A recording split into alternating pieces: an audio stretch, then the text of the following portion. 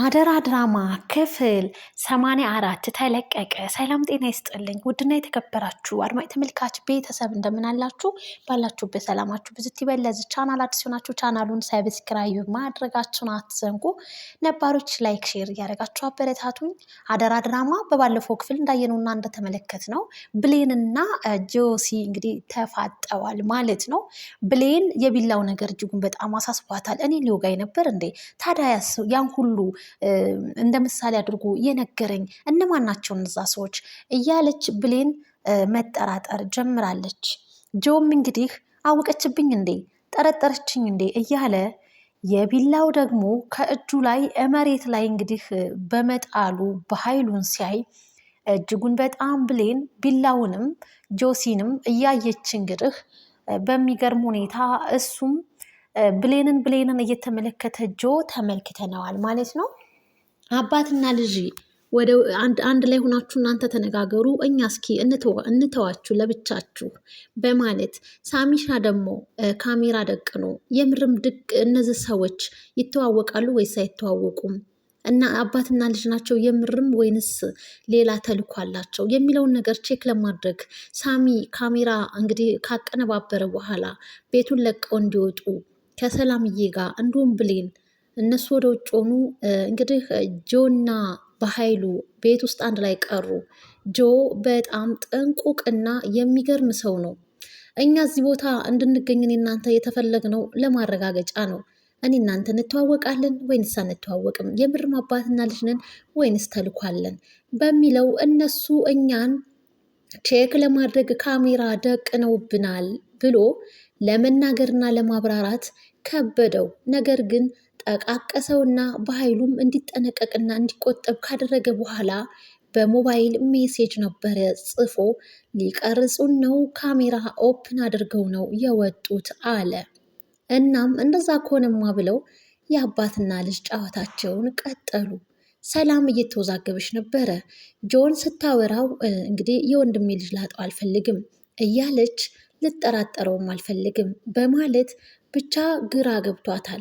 ሳሚም እንግዲህ ጆን ሲጠራጠረው ሰላምዬ እጅጉን በጣም ትፈራለች። ምክንያቱም ሰላምዬ በብዙ ነገር የተከዳች ሰው ነች እና ሰውን ለማመን እጅጉን በጣም ትቸገራለች። የወንድም ልጅ ነኝ ብሎ የመጣውንም ላለማጣት ፈለገች። ግን ደግሞ ይህ ሰው ትክክለኛ የወንድሜ ልጅ ነው ወይንስ ሌላ ሴራና ተልዕኮ አለው የሚለው ነገር ጥያቄ ይፈጥሮባታል። እናም እባክህ ሳሚ ተወኝም ትላለች። እነዚህ ሰዎች አባትና ልጅ ናቸው በማለትም ሳሚ በቃ የዛሬን ብቻ ብሎ እንግዲህ ከብሌን ይነጥለኝ ሁሉ ብሎ ነው የማለው። ብሌን ወደ ኪችን ሄደች። ቆይ ግን ሊገለኝ ነበር እንዴ እናትዬ እያሉ ሰው እያለ እያለች ብቻ እጅጉን በጣም ጥያቄ ፈጥሮባታል። ሌላው ዳግም እንግዲህ ወደ እናቱ ቤት ይከሰታል። እናም እናቱና ቃል ከቤተ ክርስቲያን እንግዲህ እምር ብሎባት ቃልዬ የወይዘሮ ገነትን ልብስ ለብሳ እንግዲህ አምሮባት ተውባ ቤተ ክርስቲያንም ሄዳ ዳግም እንግዲህ እዛ ሄዶ ሲያደንቃት ነበር፣ እንዴት እንደሚያምርብሽ ቀሚስ እያለም። እናም ቃልዬ በማለትም እንግዲህ ነገሩን እንዲህ ሲል ጀመረላት። እኔና አንቺ ፍቅር እንጀምር አላት። ቃል የምትመኘውና ቢሆንልኝ ቢሳካልኝ ብላ እጅጉን በጣም የምትጓጓለት ሰው ቢኖር ዳግም ነው። እውነትም እንደው ፍቅሩ ይዟት ሳይሆን የብሌን የሆነውን ነገር የራሷ ማድረግ ትፈልጋለች። እናም በደስታ ተዋጠች። ምንም እንኳን ለምን ፍቅረኛሞች እንዲሆኑ እንኳን የተናገረበት ምን ምክንያት እንኳን እንዳለው ልታዳምጠው አልፈለገችም። እናም እጅጉን በጣም በደስታ በሐሴት ተሞላች። በስተመጨረሻ ግን እሷ አውርታ ስትጨርስ እኔ አላት ብሌንን ለማስቀናት ነው እንጂ እኔ ትክክለኛ ፍቅር ሪል የሆነ ፍቅር እኔ ካንቺ ኑሮኝ አይደለም ሲላት ስቅ ብላ ለቀሰች። ይህንን ነገር ከዚህ በፊትም ደግመዋታል። የብሌን እናት ማን እንደሆነች ለማውጣጣት ሲል እንግዲህ ፍቅር አጫውቶት በጣም አልቅሳበት ነበር ማለት ነው። ዛሬ ላይም እንግዲህ ደግሟታል። በጣም ስቅ ብላ ለቀሰች። ወይዘሮ ገነትም ባደረገው ነገር ዳግም በጣም አዘነች፣ ተናደደችበት። በስተመጨረሻ እንግዲህ አይታወቅም ይሄ እድል እኮ እውንም ሊሆን ይችላል በማለት ከብዙ ለቅሶና ሮሮ በኋላ ዳግምን ጠራችው። በቃ እኔ ለአንተ የማልሆንልክ ምንም ነገር የለም። አንተ እኔን ብትጎዳኝም አንተን ግን እኔ መጉዳት አልፈልግም። እሺ ማስመሰል እንችላለን በማለት እንግዲህ ቃል የዳግምን ሀሳብ ተቀበለች። በጣም ደስ አለው። እሱ ግን ፈርቷል። አይቅርብን በማለትም ነበረ። እሷ እንግዲህ ምንም ችግር የለም በቃ አለችው። እንግዲህ በዚህ አጋጣሚ እድሉን ካገኘው በዛው ልቀጥልም እችላለሁ ምን ይታወቃል በማለት ነው እንግዲህ ቃል። እናም እንግዲህ አሁን ላይ ሌላ ታሪክ ደግሞ አምታለች። ይቺ የሳሚ ሴት ናት በማለትም እንግዲህ ሳሚ ከሌላ ሴት ጋር እንግዲህ ሪሌሽን እንዳለው እና ልጅም እንዳለው ፎቶ ታሳየዋለች። ያ ማለት ይህንን አቀነባብሮ ለብሌን እንዳሳያት ስለፈለገች ይህ የኔ ስጦታ ነው ብላ ለዳግም እንግዲህ ቃል ትሰጠዋለች ማለት ነው።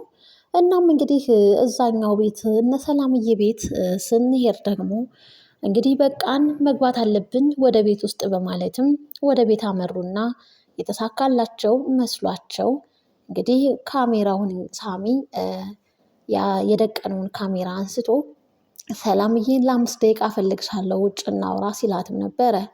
ይህ ነገር ምን እያደረጉ ነው እያለች ብሌንም ግራ ተጋባት በሚያደርጉት ነገር ሁሉ።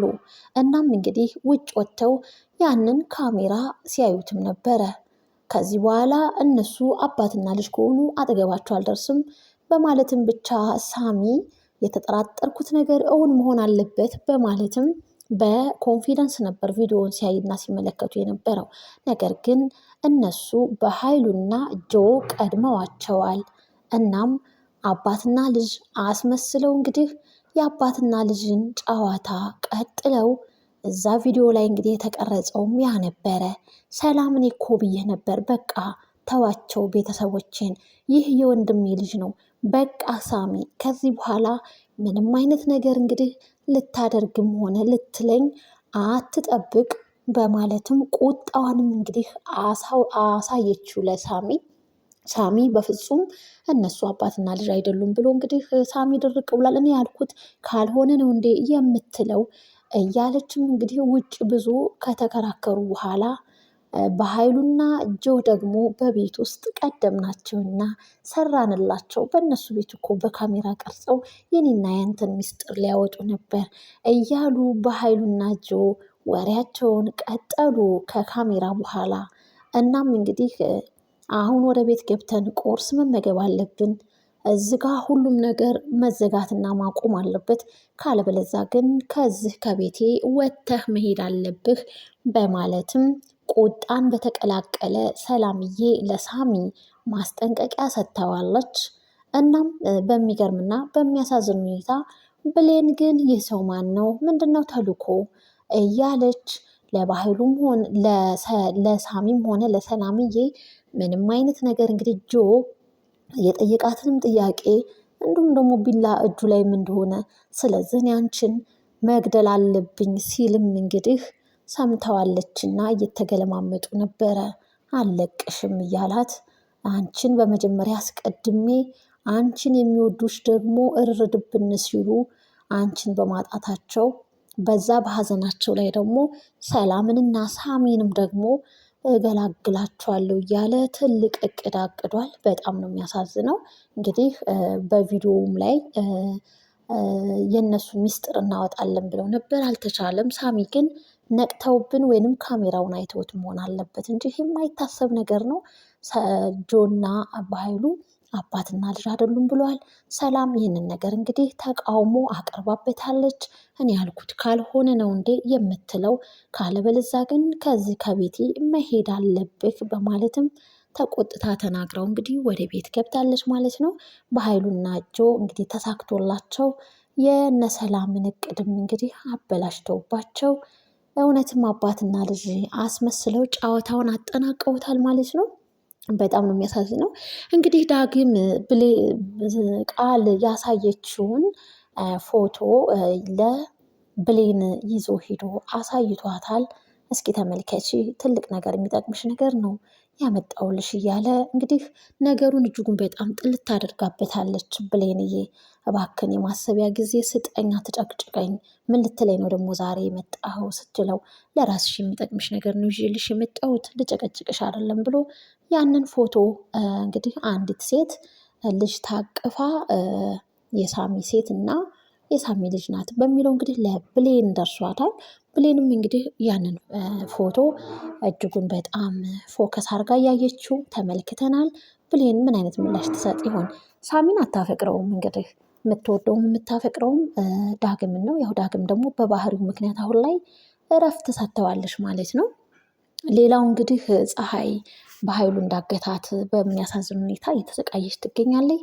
ቃልም በስተመጨረሻ እኔ በኃይሉ ሰዎችን የሚያግትበትን አካባቢና ቤት አውቀዋለሁ፣ በቃ እንፈልጋት ካልሽ እንግዳውስ እዛው በቦታው ይዤሽ እሄዳለሁ በማለት ከገነት ጋር ተነጋግረው እንግዲህ ፍለጋ ሊጀምሩ ተስማምተዋል። አደራ ድራማ ክፍል 84 ይህን ይመስላል። በቀጣይ ክፍልስ ምን ይከሰት ይሆን የሚለውን አብረን የምናይ ይሆናል። ባይ ባይ።